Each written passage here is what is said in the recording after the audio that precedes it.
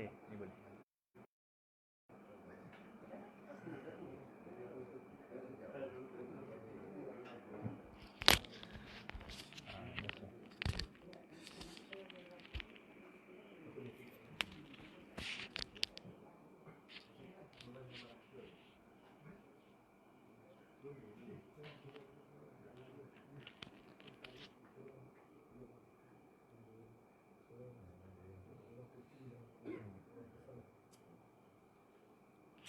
Assalamualaikum warahmatullahi taala wabarakatuh. Selamat sejahtera, selamat malam, salam perjuangan.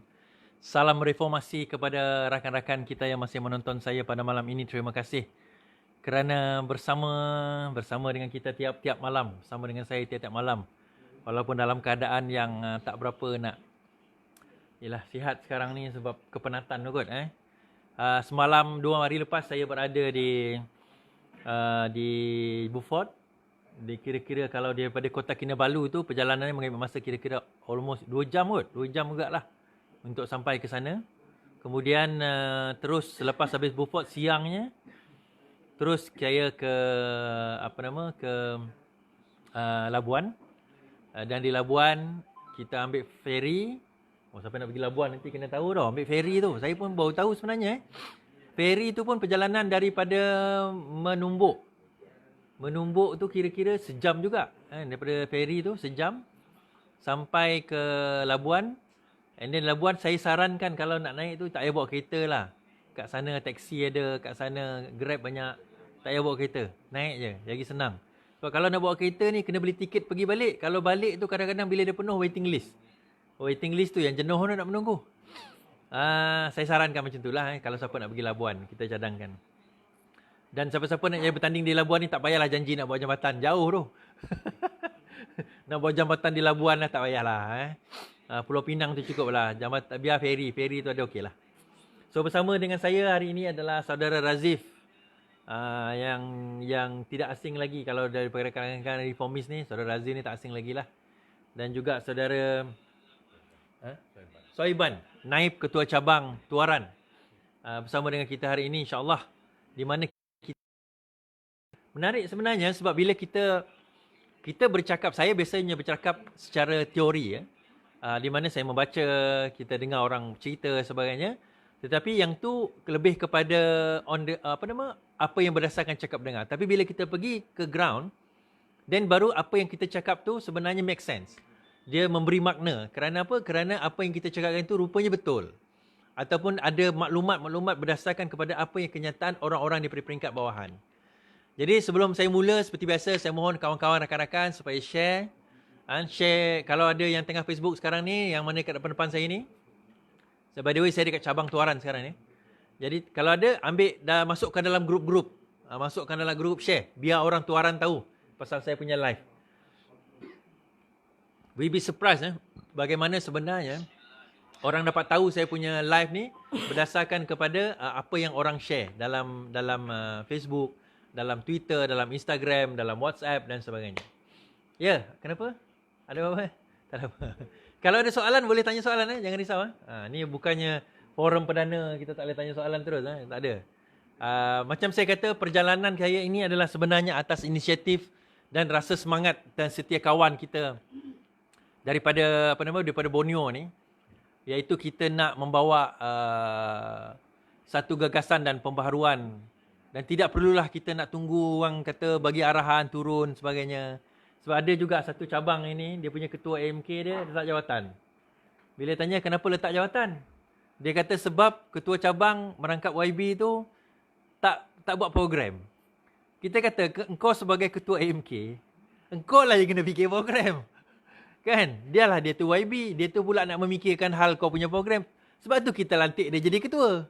Kalau tak buat apa kita lantik dia jadi ketua. Kalau program tak boleh nak mikir macam mana dana ni, kalau dah ada YB, bagi saya kalau tempat tu YB lah yang tempat tu orang kita lah YB, lagi senang lah kita nak bekerja sebenarnya. Mungkinlah ada YB tu stand proposal tu dia tak setuju. Tapi janganlah kerana dia tolak satu proposal tu terus kita nak keluar 4 parti. Mungkin yang tu dia tak suka, kita kena tanya dia, okey YB apa masalah dia YB? Oh masalah dia ni sekarang ni bajet kamu ni saya ada 3,000 je. Kamu minta 30,000. Memanglah. Jadi dengan cara tersebut sepatutnya okey kita adjust lah bagi 3,000. Kan? Jangan kata 3,300 pun kita boleh buat program. Yang penting sebenarnya kebijaksanaan kita untuk nak membuat program. Itu je. Dan poinnya selalu adalah nak ke tak nak. Kan? Mahu ke tidak mahu. Itu je. Dia bukan masalah boleh ke tidak boleh. Kalau kata boleh, semua boleh. Tapi selalu persoalannya kita nak ke tak nak. Selalu orang kata boleh ke? Bukan masalah boleh. Kau nak ke tak nak?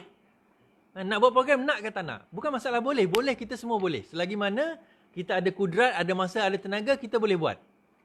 Ada yang cakap ke saya, Suhadi, kita nak buat program ni kena duit banyak, Suhadi. Kita kata kita buat program, bukan nak buat Dewan Belah Raya. Kan? Tak perlu duit banyak pun tak apa. Ni saya dah buat ni. Berapa? Belanja ni. Mungkin katalah RM100-200 katakan contoh. Kita tak ada RM100-200. Okey, seorang boleh tak tolong bawa satu jenis makanan. Kan kita buat potluck. Program juga jadinya. Tuan rumah kena tanggung duit elektrik dengan duit air je. Dengan tempat. Itu je. Program juga nama dia. Dia sebenarnya terpulang kepada kita. Dan semakin ramai orang-orang kita membantu, maka itu semakin ramailah apa orang kata, daripada segi ialah program yang kita boleh lakukan. Sebenarnya nak ke tak nak, itu persoalan paling utama. Saya tengok bila saya pergi pusing Sabah ni, saya nampak sebenarnya bahawa kekuatan itu ada pada Parti Keadilan, ada pada Warisan, ada pada DAP, ada pada Amanah secara on the ground. Tapi saya boleh bercakap dalam konteks Parti Keadilan sebab saya orang Parti Keadilan. Itu saya boleh bercakap dalam konteks tersebut. Okey. Jadi sebelum tu jelas clear, video clear? Komen clear? Kenapa saya tak boleh tengok komen? Komen banyak?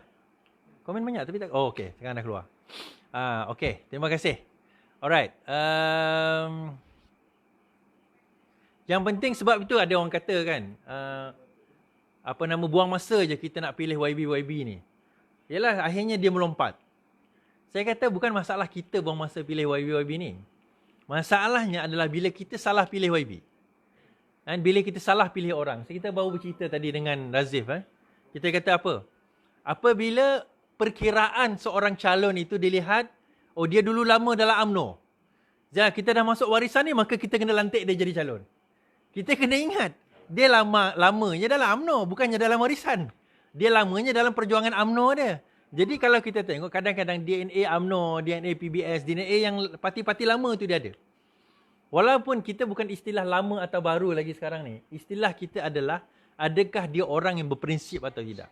Adakah dia orang yang mampu untuk nak memberi perjalanan yang baik untuk rakyat, ataupun dia fikir hanya untuk sama ada nak menaikkan nama dan diri dia sendiri. Itu dia yang kita kena lihat daripada segi calon kita. Sebab itu saya kata, di Sabah sekarang ini, yang menariknya, ini saya nak cerita, minta saudara Razif komen sikit, adalah berkenaan dengan, saya dengar cerita ni, Bersatu dan UMNO, sekarang ini mereka sebenarnya bergaduh di antara satu sama lain. Ada orang bertanya, di sana macam ni, ini perkiraan secara buta lah, kita kata secara buta. Kalau sekiranya UMNO dan Bersatu itu bergabung, setia kawan, kuat, awal bukan sekarang, akan datang, maka mereka akan mempunyai potensi untuk menang dalam pilihan raya negeri yang akan datang ni. Itu kalau peringkat atasan sehingga peringkat bawahan dia bersama. Tapi kalau sekiranya peringkat atasan pun masih lagi mereka bergaduh sesama sendiri, atasan pun masih bergaduh sama sendiri, bawahan lagilah kita pun tak tahu nak tuju hala tuju dia orang, maka itu akan menjadi satu advantage kepada kita. Untuk makluman saudara-saudari, Tuaran ini mempunyai lebih 30,000 pengundi, daripada parlimen sehinggalah ketiga dan DUN baru 4 lah. 4 DUN, 3 DUN lah. Kita ambil 3 DUN, semua PH dan Warisan kalah. Kan maksudnya sapu bersih oleh UMNO lah. Senang cerita UMNO lah sapu bersih kan. UMNO dan Barisan Nasional sapu bersih. So, saudara Razif kita bawa. Bagaimana agaknya nampak peluang pada kali ini? Kali ini Bersatu pun nak claim. Saya dengar cerita ni, dengar betul ke tidak? Bersatu pun nak claim bertanding di kerusi di Tuaran ini. Tak tahulah DUN mana. So adakah itu bagus ke tidak untuk peluang kita? Sila. Okey, terima kasih saudara Iswardi. Kalau mau kira peluang tu memang baguslah sebab kita tengok bukan di sini saja, malah di Semenanjung pun Bersatu dengan UMNO ni mungkin pimpinan mereka rapat lah. Tapi daripada jentera-jentera di bawah ni sebenarnya masih bercakaran lagi. Oh. Dan itu cerita luar lah. Cerita di Tuaran ni pula, situasi dia lebih kurang juga. Sebab kenapa? Sebab Haji Ji yang merupakan, saya cerita kawasan Dun Sulaman lah. Okay, Dun Sulaman. Dun Sulaman ni YB dia iaitu Haji Ji menang atas tiket UMNO dulu. Oh. Menang atas tiket UMNO dan memang dia sentiasa menang lah dulu. Oh, berapa memang penggal? Berapa penggal? berapa penggal Haji Ji? 20 tahun 5 penggal lah lebih kurang. Saya rasa lebih kurang 5 penggal lah. Jadi bila sudah kalah di pusat, dia pun keluar dan antara yang mengasaskan Bersatu di Sabah ni. Oh, dia pengasas. Oh, dia Antara pengasas Bersatu di Sabah. Ya, antara yang menumbuhkan Bersatu di Sabah ni. Okay. Jadi dan beliau juga sekarang ini merupakan pengurusi Bersatu Negeri Sabah. Oh. Jadi kota tu memang sudah jelas. Dia tetap akan dicalonkan pada kali ini untuk mempertahankan kursi dia dan atas kota pengurusi Bersatu Negeri Sabah. Tapi dalam masa sama ini kursi UMNO. Ya, ini kursi tradisi UMNO. Tradisi UMNO. Jadi takkan UMNO UMNO boleh nak klaim. diam diri? UMNO tidak akan lepas. Sebab ini adalah kubu kuat UMNO. Memang dari dulu ini adalah kubu kuat UMNO. Betul. Jadi bagi UMNO, kemenangan yang mereka dapat dulu adalah kerana UMNO. Tapi bagi Haji Ji pula, of course lah, bagi dia itu adalah kerana dia. Kerana dia, betul. Jadi kalau tengok situasi semasa, saya yakin masing-masing mereka pun akan tunjuk kekuatan mereka pada pilihan raya negeri kali ini. Dan saya yakin yang UMNO akan meletakkan calon mereka yang terbaik dan Haji Ji pun akan masuk bertanding untuk mempertahankan kerusi bagi membuktikan yang memang kemenangan itu adalah sebab dia, faktor dia. Tapi daripada segi on the ground, di antara UMNO dan Bersatu, kekuatan siapa yang nampak lebih dominan sekarang ini di kawasan Dun Sulaman ni? Okey, kalau antara Bersatu dan UMNO, antara dua tu UMNO lah. UMNO lah lebih kuat. Sebab UMNO jentera dia memang lengkap Oh. di kawasan Dun Sulaman ni. Dan Haji Ji bila dia keluar pun sebenarnya tidak ramai yang ikut dia. Cuma bagi dia masih kuat biasalah dan dia pengurusi negeri. Dia rasa dia ada kekuatan. Dia ada kekuatan di sana. Penegah dia ada kat situ. Ya. So kalau sekiranya pertembungan itu berlaku sekarang ini, so ada kemungkinan tak bahawa Haji Ji tidak akan dicalonkan dalam pemilihan raya negeri kali ini? Dan siapa calon UMNO? Agak-agak tahu tak siapa calon UMNO? Ada dengar cerita tak? Calon UMNO tidak pasti. Ya. Tapi kalau saya tengok, kalau ada persefahaman, kemungkinan UMNO yang akan dibuang ke tepi. Akan diberi ruang kepada Haji Ji. Kalau ada persefahaman antara Bersatu dan UMNO. Memang UMNO akan dibuang ke tepi. Mereka lebih utamakan Haji Ji kerana ini kerusi dia sekarang. Itu yang kita nampak lah. Okay. So kalau kita tengok, maksudnya daripada segi persefahaman di antara UMNO dan Bersatu, bukan di sini saja. 2 hari lepas saya di Beaufort pun cerita yang sama, 3 hari lepas di Beaufort pun cerita yang sama, mengatakan bahawa pertembungan, dia lagi Beaufort lagi menarik. Calon YB itu, dia menang atas tiket UMNO. Selepas itu, bila kerajaan bertukar, dia melompat masuk warisan. Dia melompat masuk warisan. Selepas itu, dia melompat ikut Musaman. Selepas itu, sekarang ini yang nak bertanding di situ, UMNO of course dia nak bertanding, dia nak kekal bertanding di kawasan tersebut. Dalam masa sama dia pula, sebab dia tiket warisan, kan dia tiket warisan, so warisan of course tak nak ambil dia lagi dah. Warisan nak bagilah orang lain kan, sama ada warisan ataupun keadilan. So disebabkan itu daripada UMNO, UMNO nak ambil balik kawasan tersebut. Kan? UMNO nak ambil balik kawasan tersebut. Jadi bila UMNO ambil balik kawasan tersebut, jadi itu merupakan satu dilema terutama kepada, macam saya kata tadi, Bersatu lah. Kan? Bersatu. Jadi perpecahan tersebut, dia sebenarnya kalau pandai ambil advantage, ambil kelebihan, maka kita akan nampak bahawa kemenangan itu boleh kita, terutama macam ni lah kawasan Tuaran ni, macam kita kata KO berapa puluh tahun kita asyik KO je kat sini kan. Sebenarnya dia boleh kalau kita ambil keadaan tersebut, kita ambil situasi, jadi macam kita boleh gunakan keadaan tersebut untuk kita memenangi pilihan raya yang akan datang. Saya tertarik juga untuk menyatakan, isu ini bukan setakat berlaku di Sabah. Sebab apa? Kenapa yang Sabah ni merupakan satu test bed yang menarik? Kerana Sabah ini, dia gambaran kepada apa yang berlaku di seluruh Malaysia. Kerana apa? Kalau nak compare dengan Sarawak, tak boleh. Sarawak tak ada UMNO. Tetapi Sabah ini ada UMNO. sejak tahun 1992 disebabkan krisis politik zaman PBS dulu. Masa ada lompat parti, saya ingat lagi masa tu kan. Ingat lagi masa tu sekolah menengah lah. Ingat budak-budak yang tak lahir ni. Dan masa tu PBS lompat parti zaman Mahathir, terus dia tubuhkan kerajaan sendiri, dia claim bahawa mereka dah jadi kerajaan. Apa Mahathir buat? Dia sekat ekonomi. Dia sekat ekonomi, kerajaan Sabah memang terganggu pada waktu itu. Akhirnya bubar parlimen, dia lawan sekali lagi, maka UMNO masuk. Tapi bagi saya itu perancangan jahat UMNO supaya UMNO boleh masuk ke dalam Sabah. Asalnya UMNO tak boleh sabung masuk ke dalam Sabah sebenarnya. Mula-mula daripada USNO jadi UMNO. Itu asal-asal. Tapi sebenarnya itu perancangan-perancangan yang direka-reka. Tapi tak apalah. Daripada situ, daripada UMNO itu, dapat kita nampak, kalau kita besarkan lagi gambaran ini yang berlaku di seluruh Malaysia sekarang ini. Sebab kita nampak hari ini kenyataan daripada kenyataan media UMNO mengatakan bahawa UMNO akan bertanding di seluruh kerusi tradisi mereka, di mana semua kerusi tradisi UMNO bertandingnya adalah bersatu di Semenanjung dan juga di Sabah. Sarawak tak ada UMNO. Maksudnya apa? Itu merupakan satu deklarasi perang oleh orang UMNO terhadap bersatu. Engkau ingat, engkau kerajaan, engkau Perdana Menteri, engkau menteri, kami takut. Sekarang ini kamu tuan sebab kamu menang dalam keadaan khianat. Tapi lepas ini kami boleh ambil balik negara ini, kami ambil balik kerajaan ini kerana UMNO secara tradisinya mempunyai segala kekuatan. Anggapan dia lah. Betul atau tak betul itu cerita lain. Kan? Jadi akhirnya dia boleh ambil. Kekuatan itu dia boleh ambil kalau sekiranya mereka nak ambil. Okey, daripada segi jentera kita pula tuan. Ini naib ketua cabang kita ni.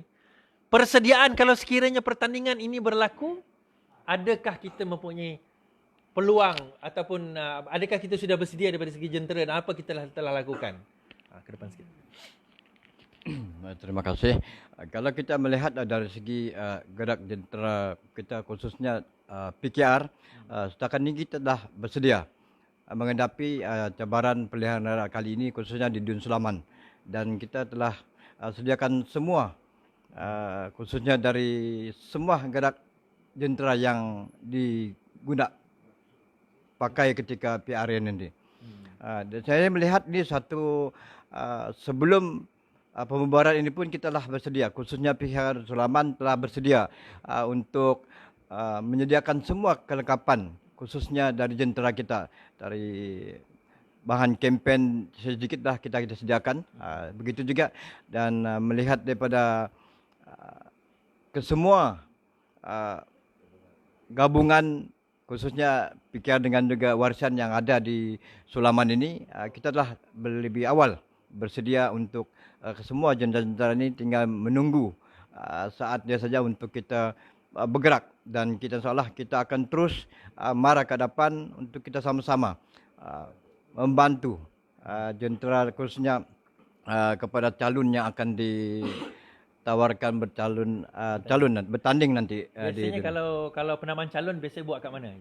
Biasa kalau sini kita buat di Dewan Seri Sulaman Tuaran. Cuma kita dimaklumkan mungkin buat masa ini nanti suasana penamaan calon itu tidaklah seperti yang PRU yang lalu. Cuma sekitar tidak melebihi daripada 250 orang yang hadirnya.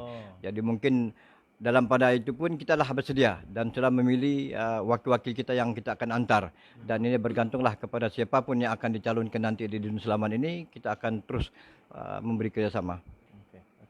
So maksudnya daripada segi kerjasama di antara warisan dan Parti Keadilan Rakyat kita sebenarnya, kita tak kisahlah siapa yang bakal dicalonkan, dipilih nanti. Maka itulah kita akan mengembeling tenaga. Sebab dia sekarang ini ada kemungkinan, mungkin Saudara Razif boleh ulas benda ni, ada tak kemungkinan bahawa berlaku undi protes di kalangan sama ada UMNO ataupun Bersatu? Terutama apabila kalau sekiranya calon Bersatu yang diletakkan berbanding dengan calon UMNO. Ataupun calon UMNO diletakkan berbanding dengan calon Bersatu. Bagaimana? Katakanlah Haji, siapa nama tadi? Haji G itu tak dicalonkan. Ada tak kemungkinan undi protes ataupun boikot itu akan berlaku di kawasan ini? Sulaman. Okey, kalau ikut apa yang saya lihat sekarang, saya rasa tidak ada undi protes. Sebab apa yang saya nampak adalah kemungkinan Bersatu dan UMNO akan masuk bertanding. Dorang akan lawan sesama sendiri sebab seperti saya cakap tadi, dorang masing-masing mau menunjukkan yang mereka maksudnya layak. akan berlaku pertembungan. Ya, sebab mereka masing-masing mau menunjukkan mereka layak di kawasan ini. Sebab UMNO sudah menjadi tradisi mereka menang sini. Jadi bagi mereka kekuatan itu adalah milik UMNO. Betul. Tetapi Haji Ji pula tidak mau mengalah sebab beliau sudah dalam 4 atau 5 penggal sudah menjadi wakil rakyat sini. So mungkin bertanding jadi bebas atau bersatu. Sebab saya tidak nampak yang mereka akan ada kesefahaman. Ya. Sebab mungkin dari segi pimpinan iyalah, tapi dari akar umbi pun kalaulah berlaku persefahaman tu, salah satu yang akan bertanding, sekiranya Haji Ji dibenarkan bertanding untuk mempertahankan kerusi dia, saya tidak menolak kemungkinan yang UMNO akan protes. UMNO tetap akan protes sebab bagi mereka ini seolah memijak mereka. Sebab mereka adalah yang paling dominan di Toran ni. Betul. Terutama sekali di kawasan Sulaman ni. Dan apabila buat pertama kalinya mereka tidak dibagi, malah yang kianat kepada mereka pula yang sudah melompat dari mereka, yang diberi peluang untuk bertanding, dia bagi mereka tidak ada jalan lain selain daripada protes lah. Yang saya lihat. So maksudnya daripada segi itulah kita kalau kita daripada sentimen, kalau kita tengok daripada sentimen psikologi itu sendiri kan. Bagaimana mungkin UMNO menjadi satu parti yang bacol? Satu parti yang dayus, tidak mahu meletakkan calon di tempat yang mereka secara tradisinya telah menang dan kuat selama bertahun-tahun, lebih 30 tahun. Dan yang lebih orang kata putting the salt to the wound, orang kata apa? Meletakkan luka garam di atas luka. Tu pepatah putih lah dia Putting the salt to the wound maksudnya apa? Dahlah calon yang melompat khianat dengan UMNO tu, yang buat bersatu tu, kalau diletakkan jadi calon di Sulaman, maka itu umpama dahlah jatuh UMNO tu dipijak-pijak lagi lah umpamanya. Kan? Dahlah dayus, umpamanya kita sedayus-dayusnya lah UMNO tu dekat sini. Oleh parti kerdil. Dipijak oleh parti kerdil yang khianat kepada mereka, memalukan UMNO di Selaman kalau sekiranya mereka tidak mau meletak calon di kawasan ini. Sebab itu saya kata tuan-tuan dan puan, sebelum ini betul kita kalah. Tapi kalah belum tentu kalah, menang belum tentu menang. Apa maksud saya? Kadang-kadang Tuhan ni dia bagi kita kalah dalam jawatan, tapi kita bersatu dalam kesatuan hati.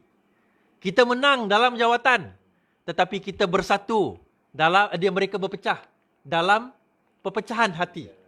Sebab itu saya kata sekarang ini, hari ini kan, kalau kita tengok kes di federal beberapa hari lepas, Zafrul, Kementerian Menteri Keuangan mengatakan Kerajaan Pakatan Harapan telah meluluskan 101 projek tender direct award. Kemudian Lim Guan Eng kata apa? Okey, bagi kita list, kita nak tengok. Zafrul kata nanti dia bagi. Semalam dia bagi. 6.6 bilion dia kata. Rupa-rupanya daripada 6.6 bilion tu, hanyalah 350 juta je zaman Pakatan Harapan yang luluskan. 6 something else bilion itu daripada zaman BN.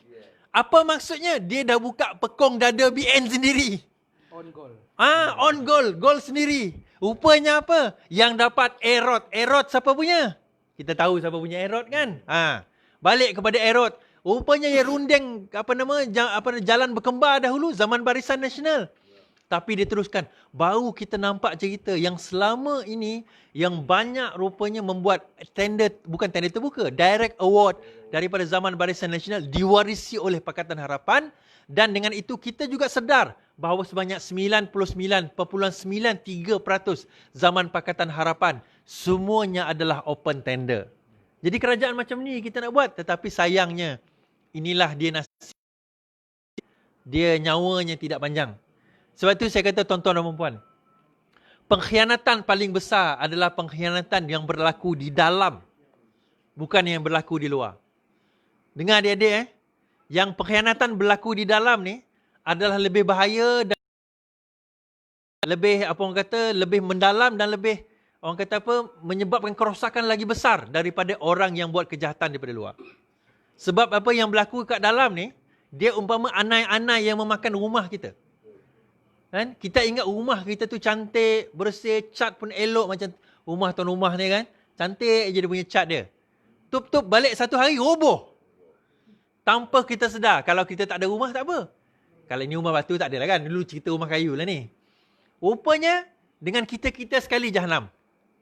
Sebab apa? Kita tak sedar bahawa kita dimakan oleh sikitol-sikitol dan mak lampir daripada dalam. Itu cerita dekat sana lah. Yang cerita kat Sabah ni, geng-geng dan juga anak-anak buah sikitol-sikitol ni yang tak melompat ni. Masih ada lagi? Masih ada. Sebab itu tuan-tuan dan puan-puan, saya kata pengkhianatan daripada dalam ni lah yang menyebabkan negara kita tumbang. Kenapa Sabah jadi macam ni?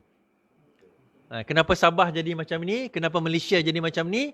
Disebabkan oleh pengkhianat-pengkhianat daripada dalam. Sebab itu saya kata adik-adik, tuan-tuan, puan-puan, kakak, adik kakak semua, saya kata insya-Allah selepas ini kita akan pastikan bahawa dalam pemilihan parti, bahawa dalam pemilihan calon, kita sudah identify pengkhianat-pengkhianat. Muka-muka mereka yang tak malu ni.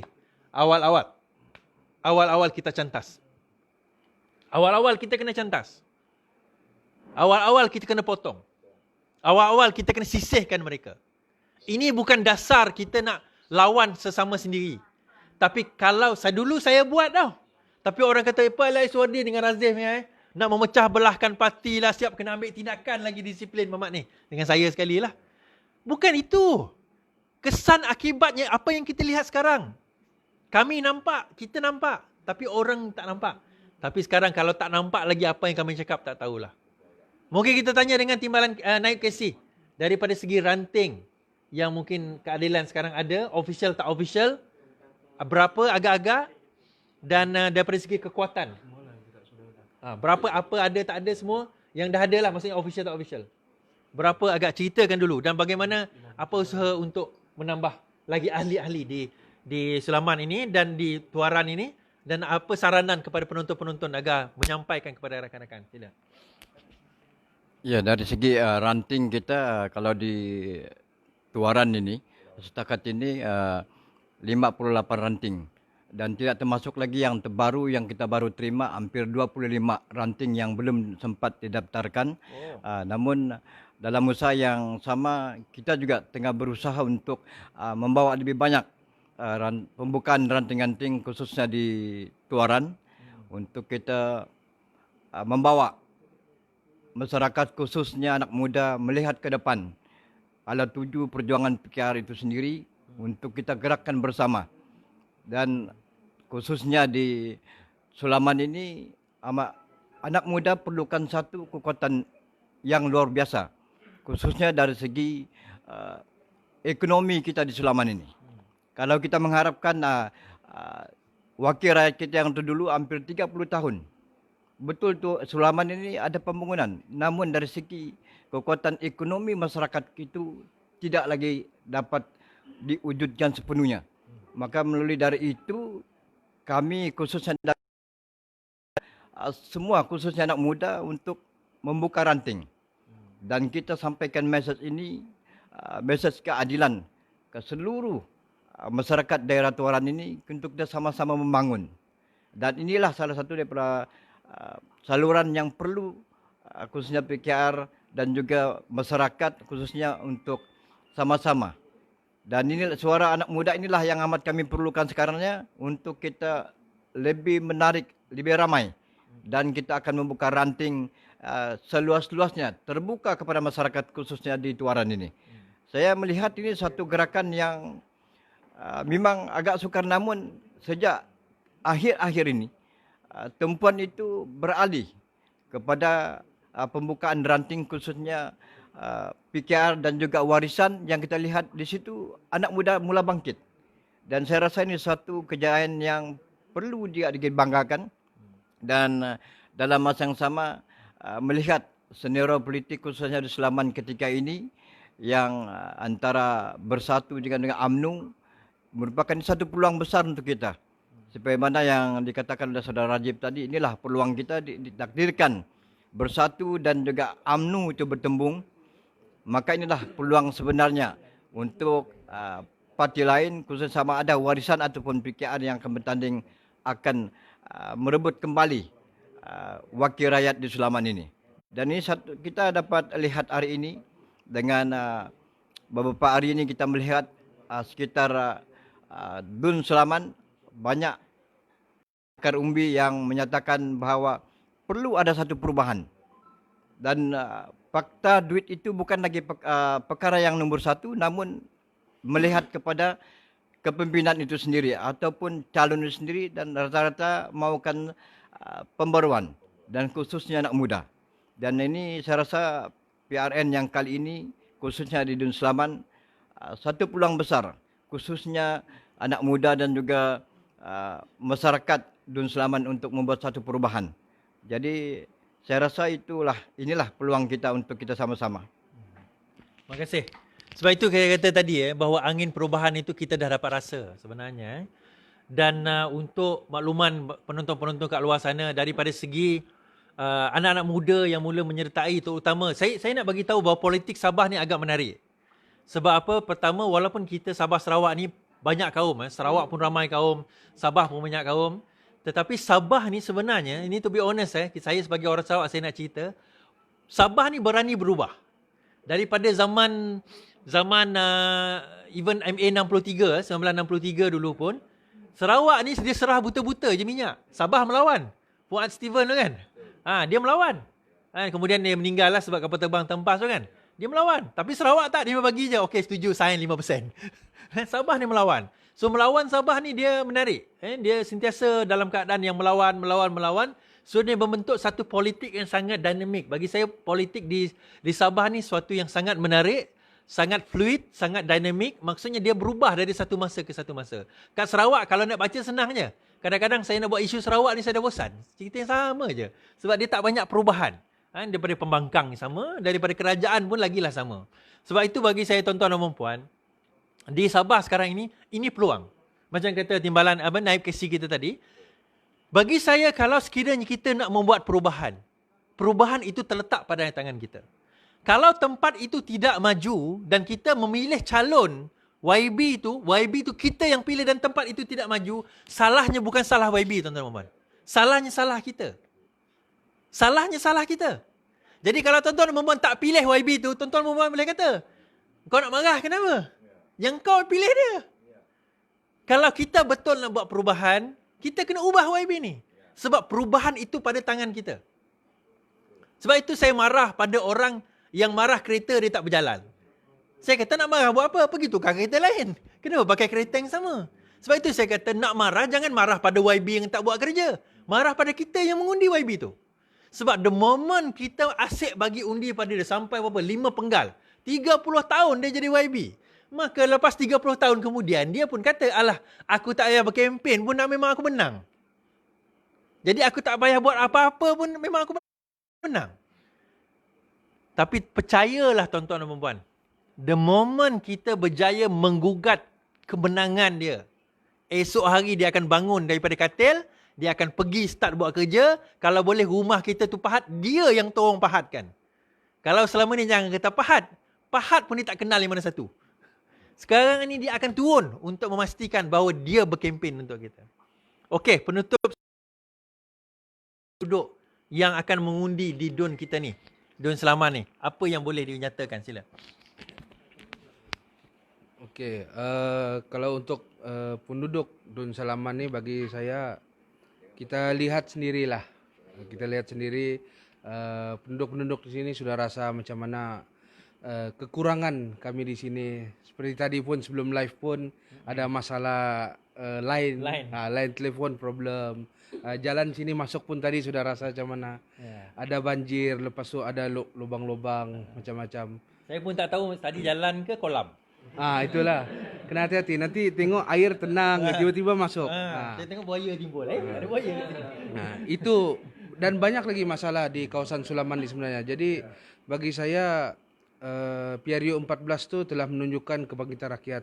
Rakyat sudah buka mata, mereka sudah berfikir bahawa buat apa undi parti yang sama tidak memberi kesenangan, tidak memberi kemudahan kepada mereka.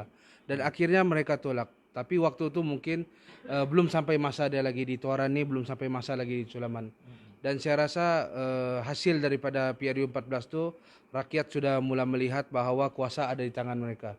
Mereka yang ada kuasa untuk menentukan siapa mereka mau letak untuk bekerja untuk mereka. Dan saya rasa kali ini pilihan yang terbaik adalah sudah tentu daripada Parti Keadilan, rakan-rakan komponen Pakatan Harapan, dan begitu juga dengan Warisan. Dan kita lihat bagaimana dengan agihan kerusi nanti, itu soal kemudian. Yang penting rakyat kena fikirlah, selama ini kita sudah jauh ketinggalan daripada arus pembangunan dan bermacam-macam lagi. Jadi sudah masanya untuk kita berubah. PRU 14 itu sudah menunjukkan yang kuasa di tangan rakyat, kita boleh mengubah keadaan itu. Dan kali ini saya yakin tiba giliran Dun Sulaman dan Parlimen Tuaran untuk berubah. Kita tahu sudah siapa yang tidak buat kerja, tolak tepi dan kita angkat yang baru. Betul. Itu saya rasa. Betul. Terima kasih.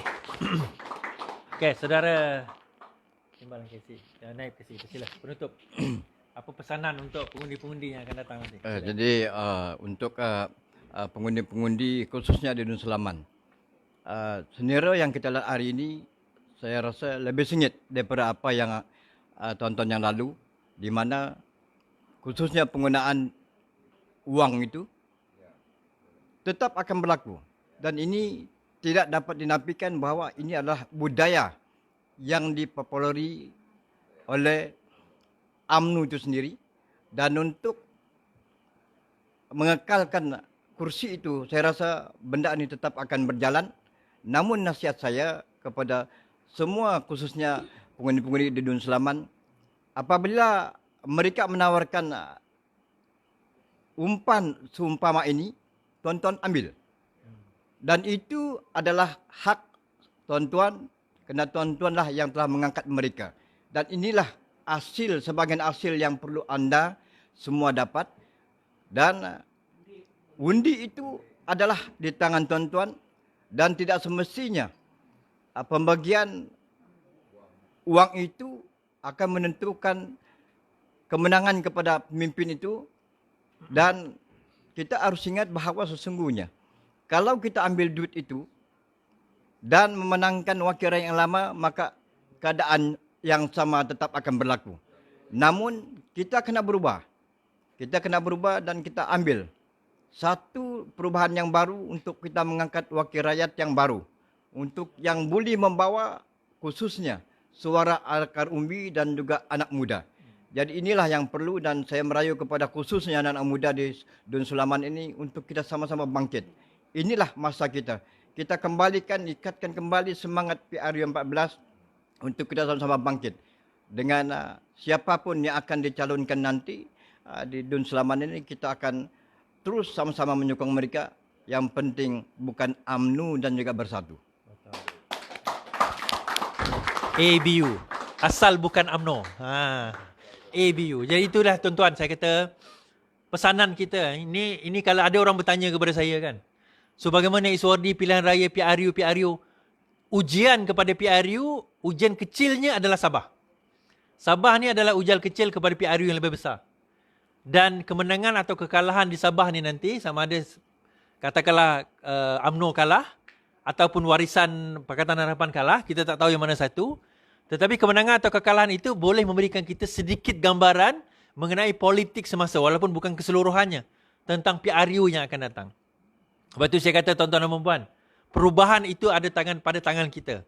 Sabah, Sarawak ini kita negeri yang kaya, tetapi ramai rakyatnya miskin dan miskin tegar. Rakyat miskin tegar paling ramai di Sabah dan Sarawak, sedangkan negeri kita paling kaya. Bayangkan, saya lah bagi analogi. Mak bapak dia kaya, naik kereta BMW, kan? BMW naik kereta Mercedes S-Class, BMW, rumah banglo, mansion, tetapi anak pakai baju compang jamping, makan tak cukup. Ini perumpamaan kita sekarang ni. Negeri kita kaya, ada 2-3 golongan ni kaya raya.